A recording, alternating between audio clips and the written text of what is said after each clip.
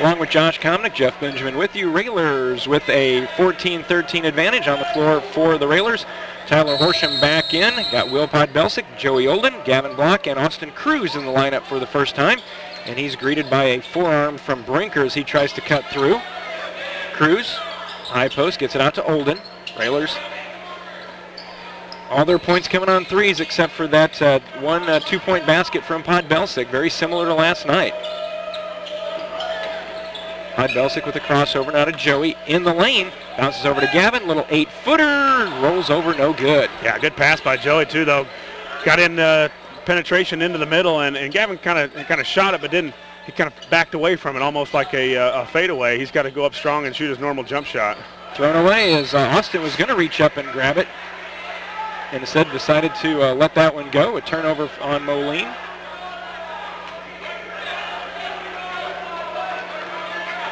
So you've got Max and Bowlby on the bench right now, so more than likely you're looking for your offense probably to come from Podbelsic and Block until we can get Tyler really back into his shooting groove. Right, yeah, it's been, and now this lineup here without Max, you just see how the Railers can score points. Joey tries a three from the far corner. That's no good. Brinker another board for the Maroons.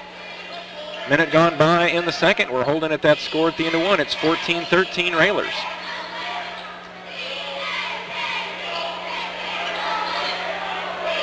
Owens gets it into Brinker, 15-footer with the left hand, that's no good. Rebound comes down to Block.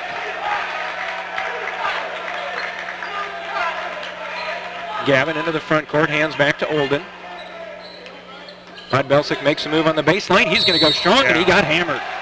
He'll go to the line. Yeah, that's a technical. He took on like crazy. I was getting ready to mark it down. I didn't see what happened. Oh,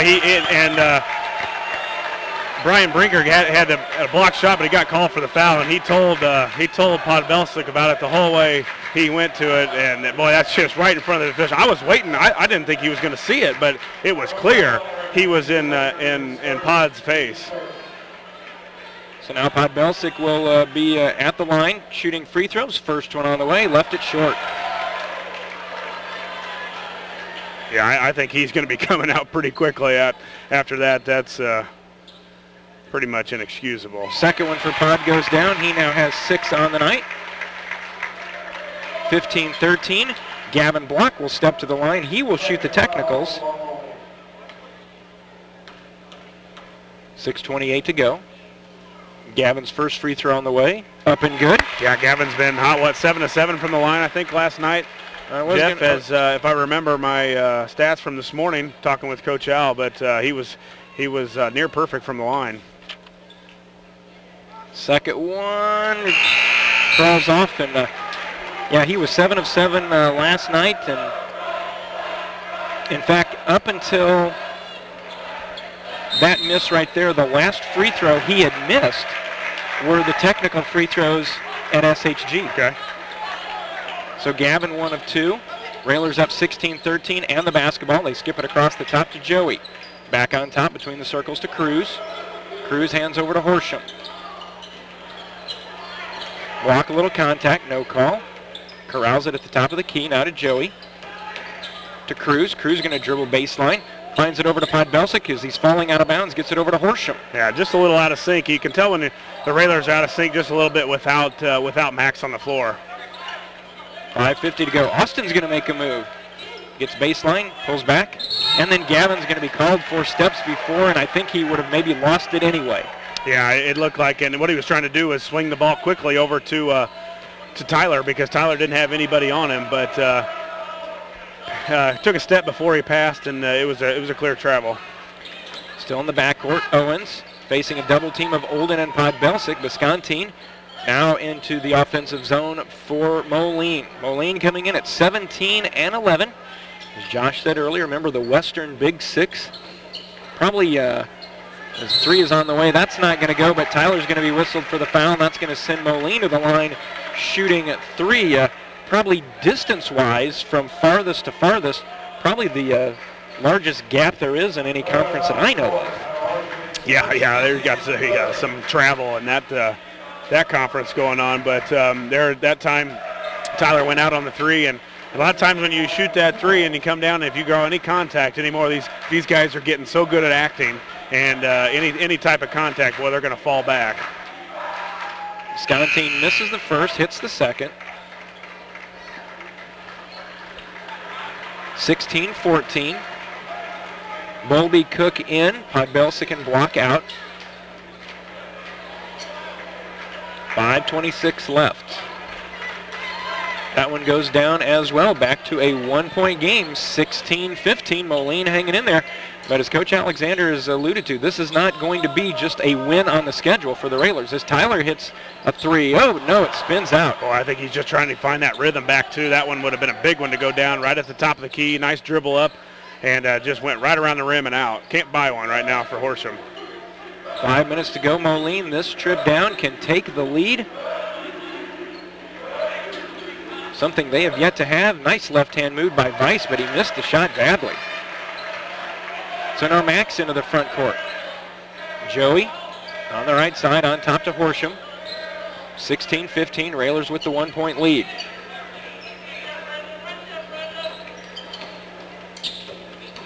And as you talked about, Josh, Max in the game, things seem to fall right into place. Yeah, just a little bit different. You know, a guy that handles the ball most of the time and usually takes control, and when you don't have him, he looks a little bit different. Bowlby's open in the right corner. He'll fire a three and hit. Oh, he's been hot, and a great extra pass by Cruz. Found Bowlby right in the corner, wide open. As they came to Cruz, he just waited, paused a second, and kicked it right to him. Skipping across, thrown away. Moline with the turnover, back now to the Railers. 4:11 to go. Lincoln on top, 19-15. Yeah, and I think the last couple of games we haven't quite pressured as much as we have been. We didn't turn over Sacred Heart Griffin, but I think 8 or 9 times last night, and right now Moline with just 4. So the Railers haven't been pressuring the basketball as much as we're been used to. Bowlby in the corner, and Bowlby stepped on the baseline. We had a good look at it as Bowlby faked the three and was going to make a move, and Bowlby was contending that he was fouled, but I think he may have stepped on that end line before any contact. He got a little contact, I think, a little extra shove, but then again, you got to know at the baseline you only got one place to go, and that's out of bounds, pretty much. Halfway through the second, Railers with the lead, 19-15. Stabler, Owens, Biscontine. Nice inside-outside to Wood. His three from the left side is good again, and he reminds me a lot of Sestak from SHG. They've been able to get it into the inside, and not that the big boy Weiss has really wanted to score in there, but he's been a passer out of the post.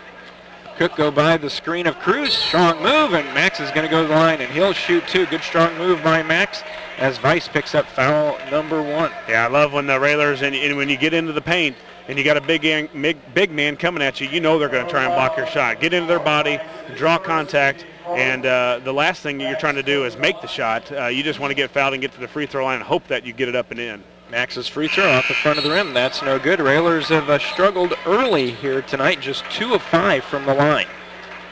After last night, 19 of 24, including 14 of 16 in the fourth quarter.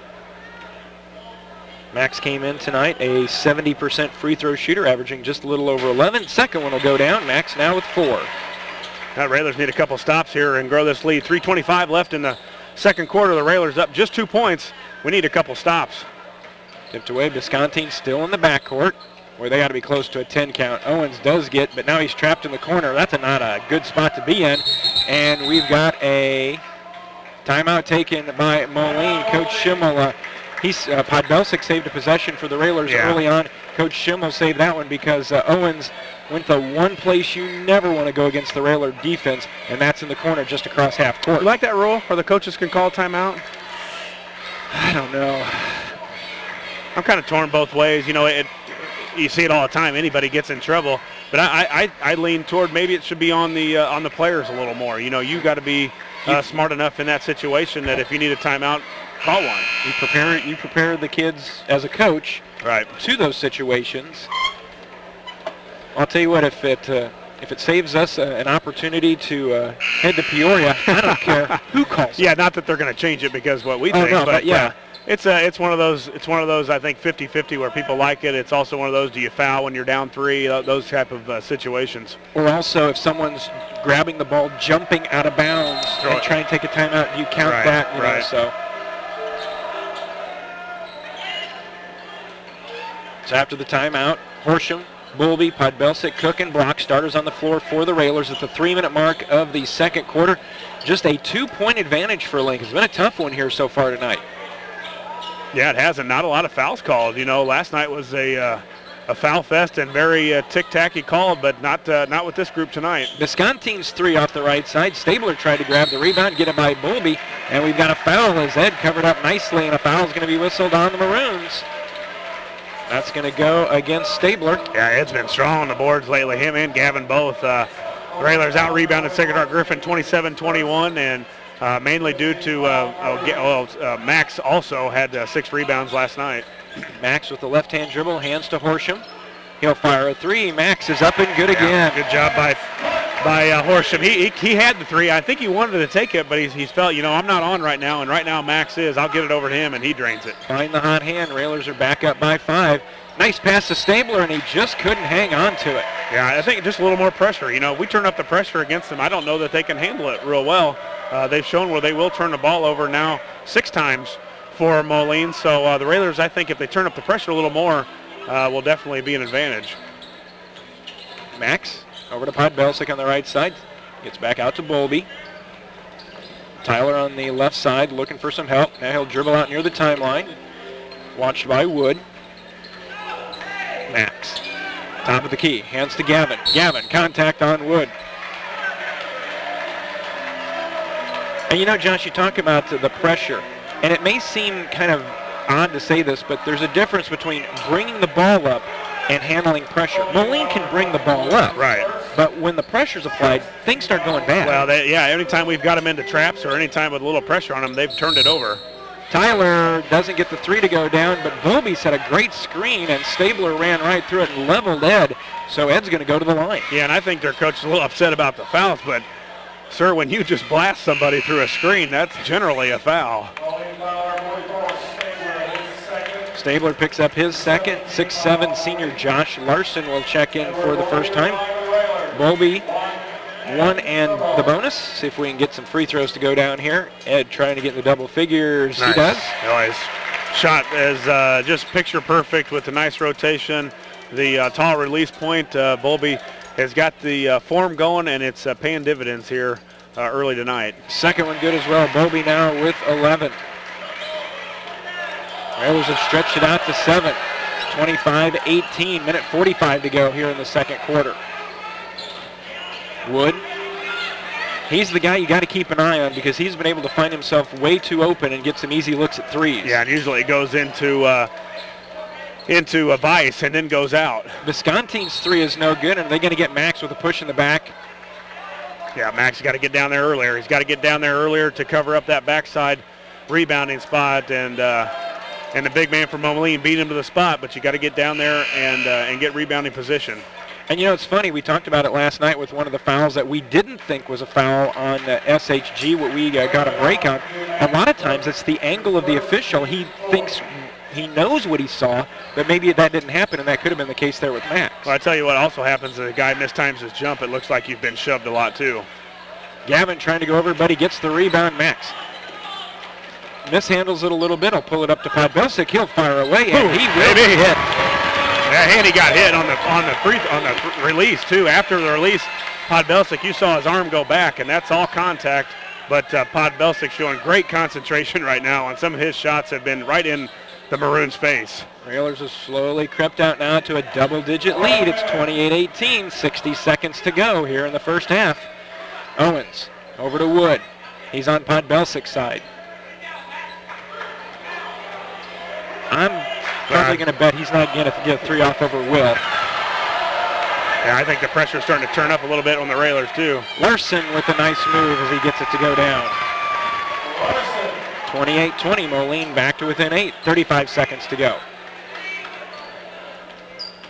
Block over to Olden. Got to think Railers hold 1 here. Yeah, hold it, Joey. Gavin's just going to hold in front of the Moline bench if nobody's going to come out. They're going to switch into a zone, it looks like. Now they're going to go to zone and 1-3-1. Yeah, 1-3-1 it looks like, or 2. They're not quite sure what they want to play right now. Their coach is yelling one thing and the players are yelling another. But now, it looks like now they go that 2-3 that coach kind of talked about. Down to 6.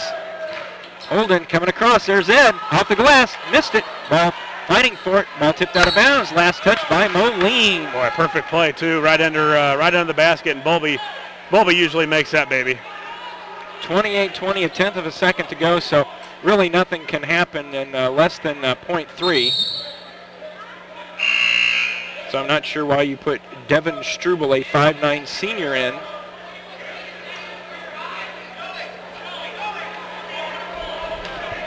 .1. Owens, he'll throw it down court.